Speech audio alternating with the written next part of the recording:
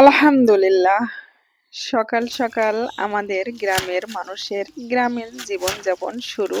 এই যে আমাদের জুহি খাতুন কত সুন্দর করে সরিষাগুলো ঝাড়ছে। তো ছোটবেলায় কিন্তু এমন অনুভূতিটাই জাগে যে বড়দের সাথে একটু কাজ করতে বেশ আনন্দই লাগে।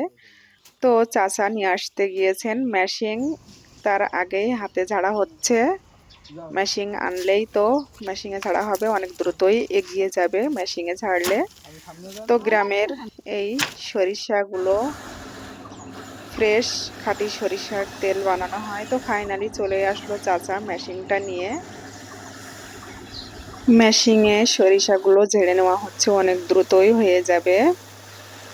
আর এই ফ্রেশ খাঁটি ঘান ভানানো সরিষার তেল দিয়ে রান্না করলে কিন্তু রান্নার স্বাদটা দ্বিগুণ হয়ে যায়, বেশ ভালোই লাগে।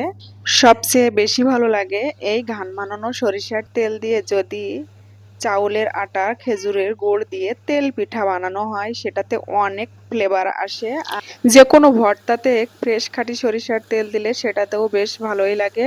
আর আল্লাহর অশেষ রহমত, আমাদের চাচা অনেক রকমের আবাদ করেন, এই বয়সে এসেও সবাই দোয়া করবেন